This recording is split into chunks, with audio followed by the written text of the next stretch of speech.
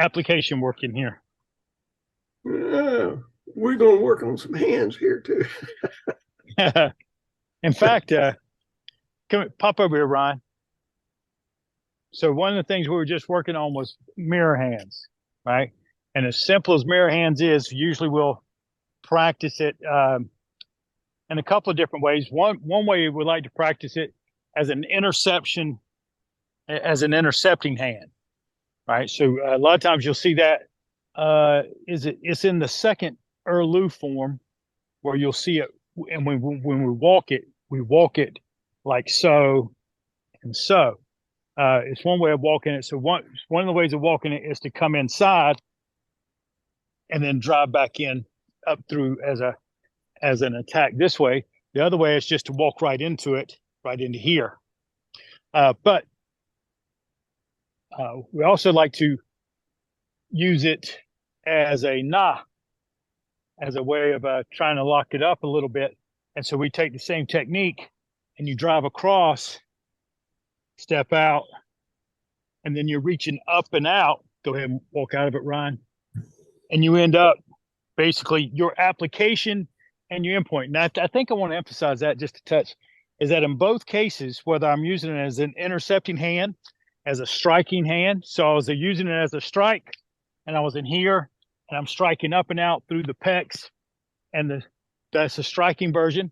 An intercepting version is where I'm just using it as a frame as I step to the back side, and it comes, I'm out and over to a side intercepting. And then the third version was a lock. But in all three cases, my intention was still up and out.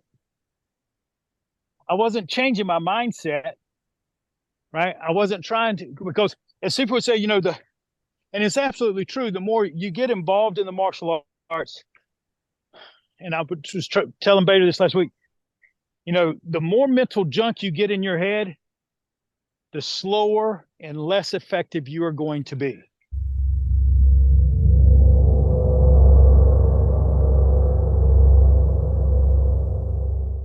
All right, you have to find one way to use something. And Sifu Chin used to challenge us with, hey, if this is all you know, what all can you do with it? And that one little challenge helps stimulate all the creativity that you might need. But they all still come down to intercepting, using my waist, and the intention is up and out. Whether I was intercepting with it, striking him in the head with it, or locking him down in a hammer lock with it. Some are a little easier to apply, but you need to pick one. Pick one and really get it to where it's about 70% of what you want. And then you can start picking up the others, right? But you need one to just have some texture. So when you're doing the forms and you're sitting there, you're not just doing right, slot, left, right. And also practice just walking it by yourself.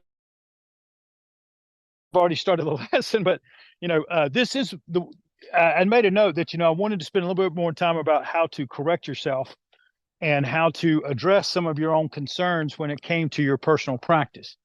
You know, I always teach in the same way I was taught as much as I can, is that I don't assume I'm going to be here tomorrow. Okay. And Sifu Chin would often say, you know, if I showed you, I can die comfortably because you were taught. Now, whether or not you remember is a different thing, right? But I can rest comfortably that I taught you, right? So one of the things is like walking the mirror hand. If you just want to walk mirror hand by itself, you can start, hold the baby, step out, press up and out. Then open the shower curtain, hold the baby, step out, shift the weight, turn the waist, up and out. And you can walk that technique all by itself with the one intention. So you don't have to keep snapshotting your intention and your framework. The other thing I want to just point out in that technique when I was doing with Ryan is the importance of the waist turn. So as I came in, okay, and in this case, if I'm in here, all right, If I just go from here and shove my weight forward, that's what you get.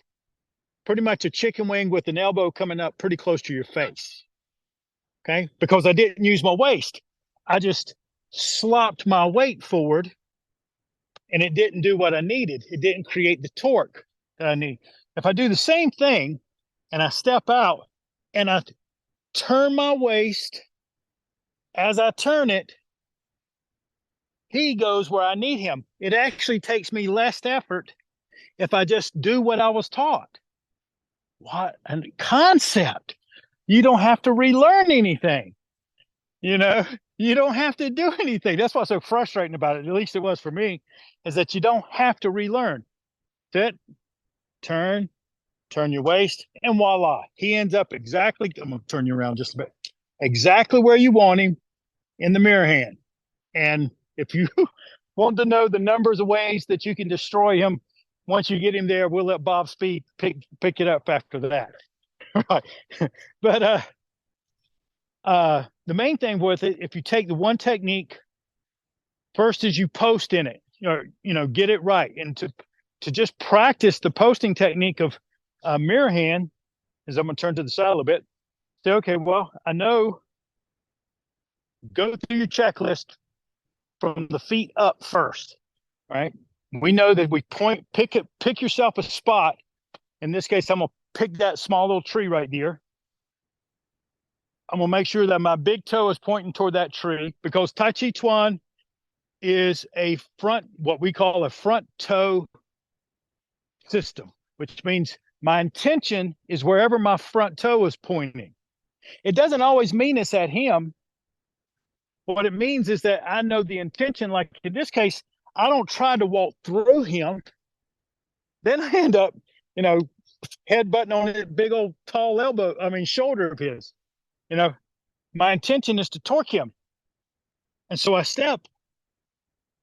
But you have to know where you're trying to go, and then get your body line up. So I'm gonna aim toward my big toe, toward that little tree right there. Y'all pick your own spot or whatever you want. The heels are in line, but not crossed. The rear toe is 30 to 45 degrees off of that line. So if your other big toe is running perpendicular, you're not in the right stance. It's not going to work for you, at least not now, maybe later. But right now, that needs to be about 30, 45 degrees in. Then the yang hand, the mirror hand, the one you're looking to like a mirror, is the level of your mouth. The rear hand, the yin hand, is the level of your heart, pointing toward that other hand. Now I'm just in the same posture. You just saw me there with Ryan. The other key thing to this is, where's my belly button? My belly button is about 30 to 45 degrees off. It's almost pointing in the same direction as my rear toe, but maybe not quite that far from me anyway. So there I am. And I'll go through that and I check it. And then once I know I'm aligned properly, I can add a little intense, like a little intent, just like a little pulse where I push up and out, then relax. An outsider would probably hardly be able to see it, but I know I'm doing it. So I'll press into the earth with my rear leg, up and out, and then I'll relax a little bit. Push, 4, 5. How's that feeling for you, Bader? 6, 7, 8. We'll do one more. Good. Now we just did 9. So what I want you to do is, with your weight slightly back, about 60, 40, 70, 30 to the rear, open the curtains, come up, hold the baby, step out with the other foot, pick a spot, then turn, shift your weight, then make sure your rear toe turns so that everything's in line the way you want it. And then think of the checklist. Big toe in the correct place. Big toe on the rear side in the correct place. I didn't mention it, and I should have. Both your knees over your feet. No collapsed knees, okay? We just had to deal with that over the weekend. where we got a young man who, when he's trying to do something, he'll throw his hip into it and then his knee folds underneath, like you saw that framework there. You cannot do that. Okay. And I don't mean just for biomechanical reasons, I mean for power reasons. It will not work. So keep those knees over your feet, press forward a little bit, belly button 30 to 45 degrees, maybe a little less off of that line. Forward hand level my mouth in line with my foot. Rear hand looking good there. Good. And then we'll do 9 pulses. Press up and out. 1, 2. You can work it with your breath or not. Doesn't matter. 3. But you always take your time. Because we like it. We love it. We want some more of it.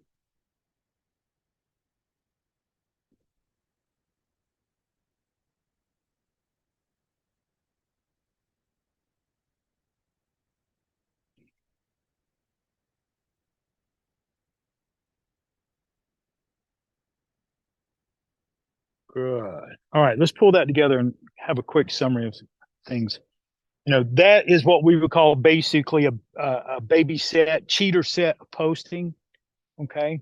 But you're doing it with your Tai Chi, and it's your way of going through how to correct every detail on not just where you are, where you end up, but how you got there.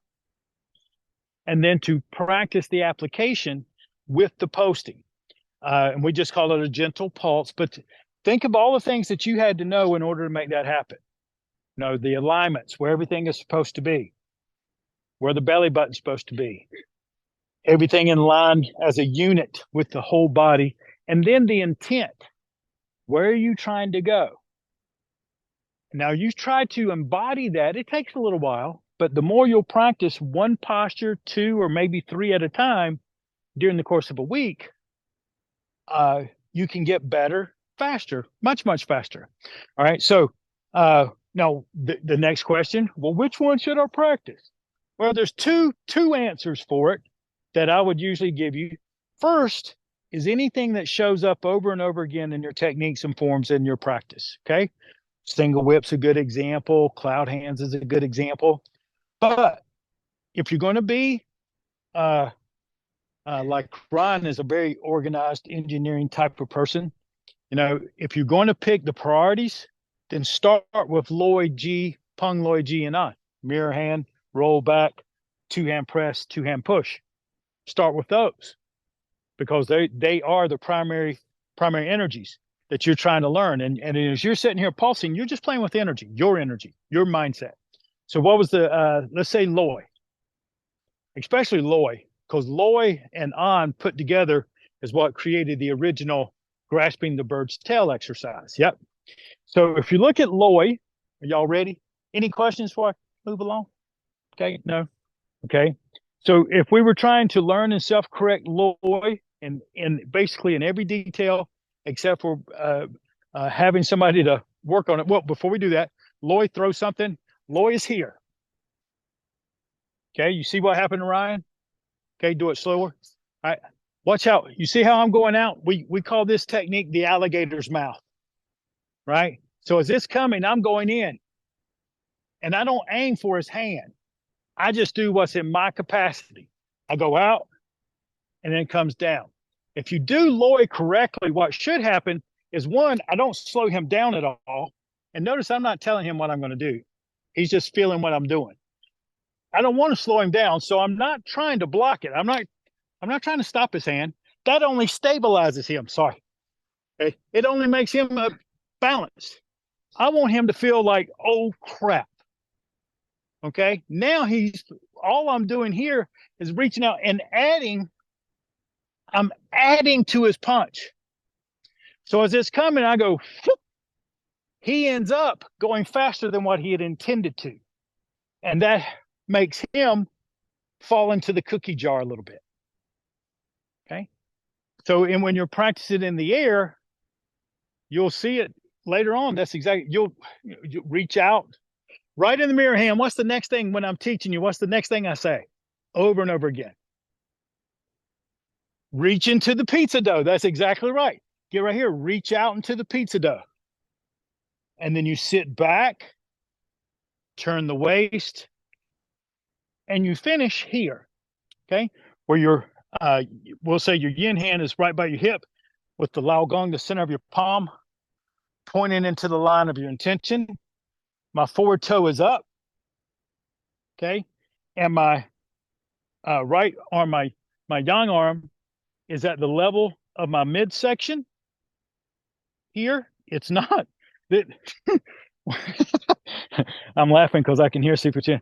This the first time I ever saw one of our classmates who had learned Tai Chi in Hawaii, and Sifu said, "Well, show us what you know." And he went,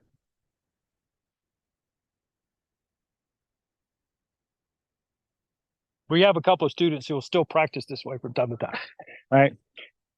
And it was such a learning opportunity for me because you could see the beautiful, graceful, big, articulate motion, useless. All right. Useless when it came to other stuff. Because if I do that with Ryan and I tried to pull all the way here, I just literally pull him right on top of me. And plus, in that form, you're looking in the wrong damn direction. I mean, you're looking over here. He's right there. Right. So knowing where you are, and when you're practicing, you get here. I never took my eyes out of that intention. So you reach out into the pizza dough. Sorry, I get a little passionate. 1 second. Reach out into the pizza dough, sitting back,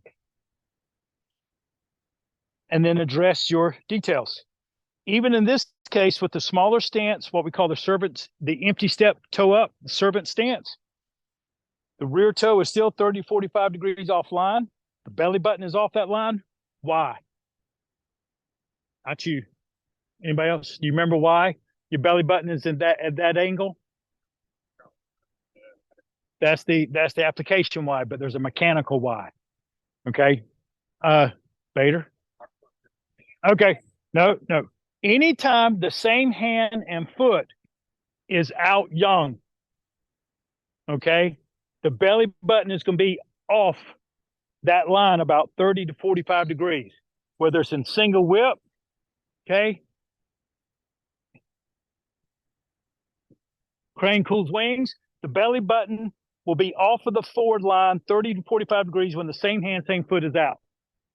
When both hands are out, or if the opposite hand is out in brush knee, the center line will be about 10 degrees off.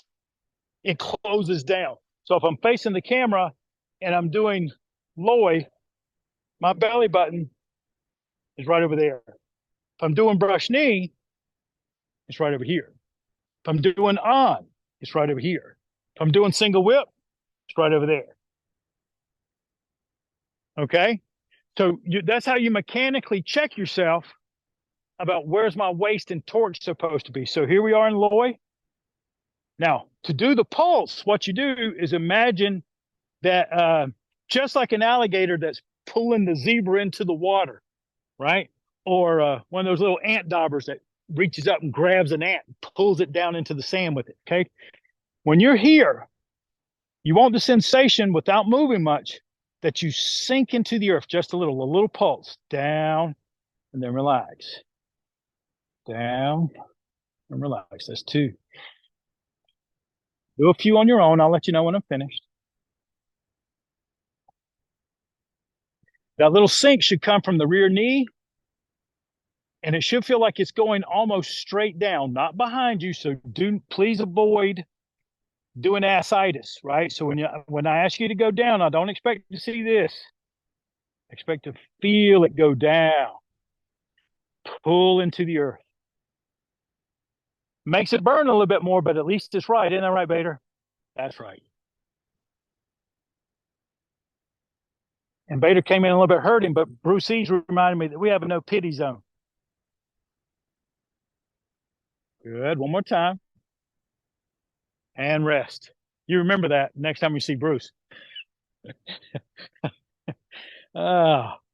Don't forget, in the second week of next month, we'll be weekend there, Saturday, we'll be down there hitting the Mook Jung and practicing. All right, let's do the mirror hand to the other side. Mirror hand. Roll back to the other side. So we're in that mirror hand. We reach up and out. We sit back. Pull that toe up a little bit. Pulling the toe up is a way for you to remind yourself to make sure that you're emptying it. Okay. Now let's do 9 pulses. As you exhale, just pull into the earth. 1.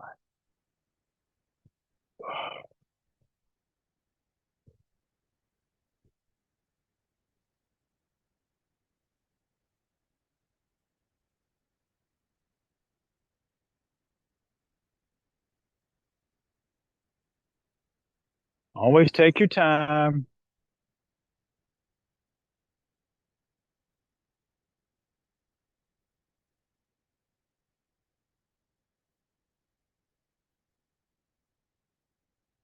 Okay, good.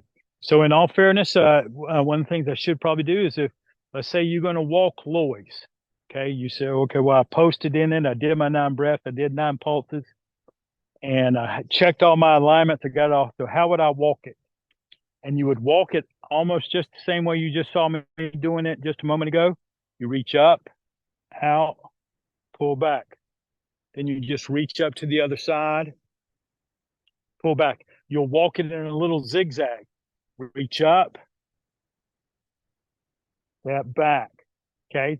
This is just the basic way to walk it, just like you learn to stroke a guitar string. Sometimes you strum it, sometimes you pick it, right? Still the same note, but you're just trying to learn. There you go. Yep. So you're going to step back and make sure when you finish, Kathy, that you finish in it. For a moment in time, if I took a snapshot of you, I would see you there, right? And then when you got ready to do the next side, you just reach out, see where I'm reaching in the direction of that other toe. And then I step back and just slide my weight back, empty the foot. I just reach up, step back. And as we always talk about, the main thing is you always take your time. And that's how you would walk Loy all by itself.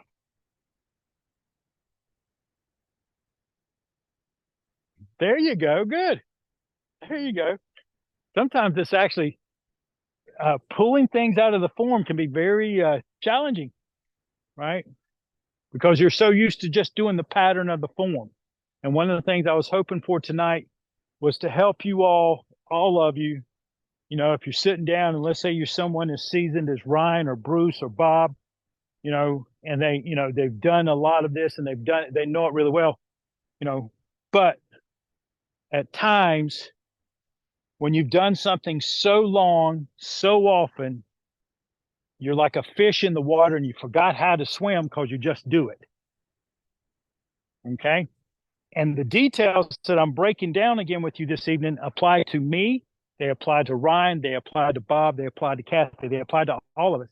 The difference between someone like a Ryan and a Bob or a Bruce who've been doing it so long as compared to a Karen or a Kathy or a Bob or even Bader at this point, who's doing much better, is the refinement of the note.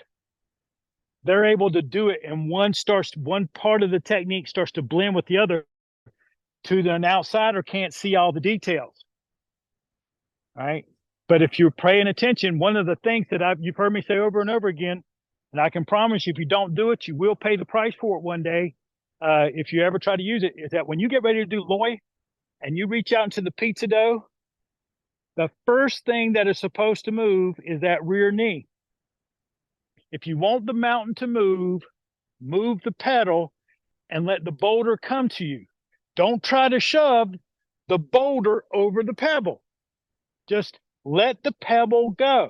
So if what I mean by that, if I'm here and I'm up and out, the first thing that moves is this knee, and all it does is bend a notch. One notch. Seafood said, grain of rice. That's all you need. Grain of rice right there. Let it go. And as soon as that happens, everything else will fall in the sink. If you don't do it, you will spend how long, Ryan? do you think you might spend before you finally go back to refigure it out? Year, two? Longer than you will ever want to. I can promise you that. It can be very frustrating. That all you're going to get from me is you've seen me do it. You've heard me say it over and over again. I can rest comfortably. Anytime you're going to go backwards, bend that rear knee. And anytime you're going forward, you bend the front knee. And every time I've heard Ryan do a good job when he's teaching the box set, is he will make that announcement. He'll say, step forward, bend the front knee a notch, begin to shift your weight 1 inch, turn the waist. Those details, that's how you fix it. Go back and watch those mental meals over and over again, especially anytime I reference the box set. That's what we're doing. Any questions? The box set. We'll do the first set of the box set this evening because it's about that time. It's 5 till, and it'll take all 5 minutes just to do that. There's 3 ways that we will usually practice the fire set.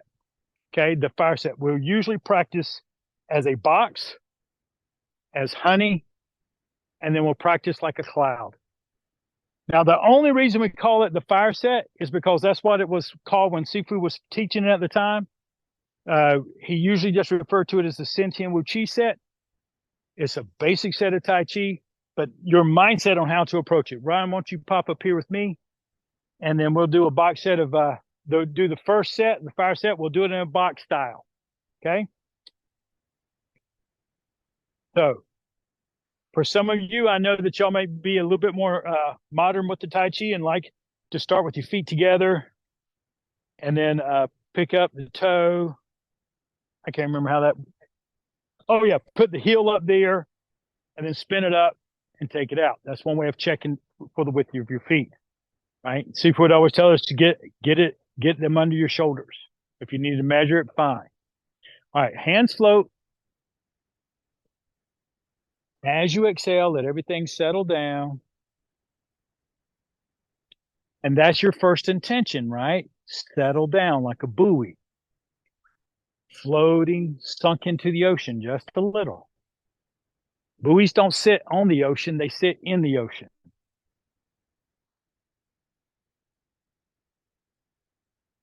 From here, we're going to hold the baby. We're doing the fire set, so y'all watch, you out here with me, watch Ryan. Those of you on TV, watch me. Step out with the foot, your left foot. Shift forward, parting horse's mane. Okay. Come up, hold the baby. Step out with the right foot, heel of the foot, ball of the foot. Bend the front knee. Shift the weight 1 inch. Begin to turn the waist. Then the hands begin to float. Turn the rear toe in with it. And then everything finishes together. From here, I just reach out into the pizza dough a little bit. Just like we were talking about. I bend the back knee, sit back a little, turn the waist, and I finish right in the posture we just spoke about. Spread your hands out a little bit, Kathy. This hand more down. There you go. Good. Now the rear hand floats up a little bit. Comes down to the wrist. I put the foot back flat on the earth. I bend the front knee. I shift my weight a little. Begin turning the waist. Good. Check myself in all directions.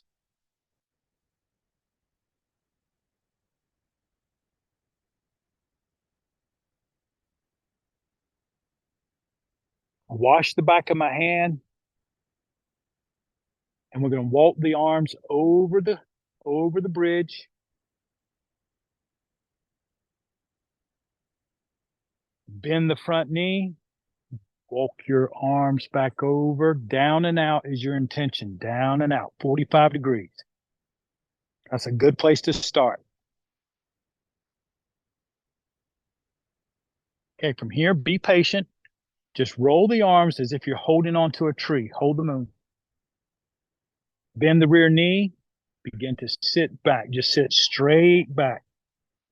You want to be poised here. Your rear end shouldn't be jutted out, top of your head, over your tailbone, good and poised. All right, here we go. What you do is turn the spine, turn it, and the foot comes with it, Kathy. There you go, comes with it.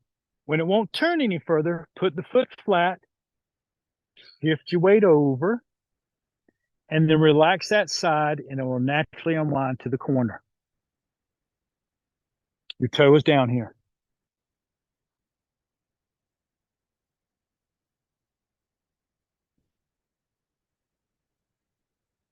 Now, we could spend 15 to 20 minutes here and doing a nice set of posting, but we won't do that. Open the shower curtains. Spread them out. Which is exactly what I was showing you earlier when I was introducing this to you. Now, take the left foot, step out, heel of the foot, ball of the foot, bend the front knee. Begin to shift your weight 1 inch. Then start turning your waist. Turn the rear toe in with it, and then finish the intention with the torso.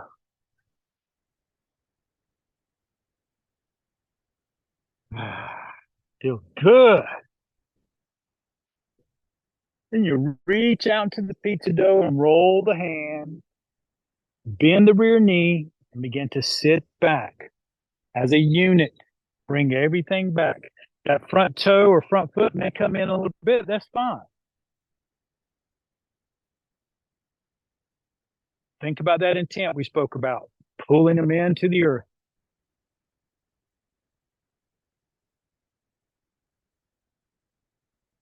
The rear hand's going to float a little bit and come to rest onto that wrist. I'm going to step out a little bit again with my forward foot, flat on the earth, bend the knee, begin to shift the weight, then turn it.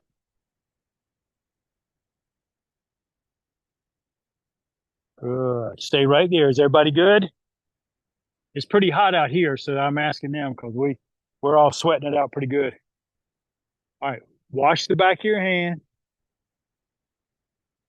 Remember now, bend the back knee just a notch. You'll feel your weight start to come with it. Walk the arms over the bridge, down to the heart. Good. Then push into the earth. Walk the arms back over the bridge, down and out, 45 degrees.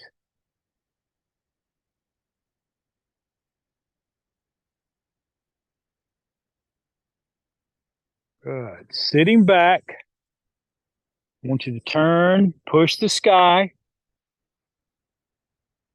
Step out, gather the clouds. That's it. Stand up in a cross hand. Bring the foot in, back underneath you.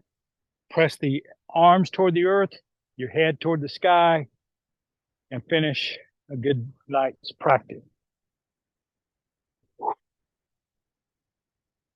Whew. Everybody good? Good, Sifu. Thank you. Yeah. Was that about like enough information? Oh, yes. I loved it. Too short. We need to go for 2 hours. Here's one. Here's I love this stuff. But it flashed on me an old message from this guy named Sifu Tim. Begins and ends in the belly button. So does your movement. Yes. Yeah, that's good. Remember that one. Yes. Bruce said he found an old note, which basically is most of the motions are going to be dictated to begin and end with your belly button, knowing where it starts and knowing where it finishes. The problem you'll have is that you got to get these damn things out of the way. That's why the formless form, I practiced for the longest time with my hands right in front of my belly button. So I would know exactly where it was so I could step out, turn, right? And I knew exactly where it was going to be. And, you have to find ways for yourself to practice. But tonight's practice was mostly so that you could take a couple of pieces and really know how to practice those in detail, whether you've been practicing for 20, 30 years or practicing for 1 or 2 years. They don't change. All right. You don't have to. One of the things, if you're learning with me, is that you'll go from health healthier versions, wellness versions of Tai Chi, to one day saying, hey, I'd like to know how to use it, and you won't have to change a thing.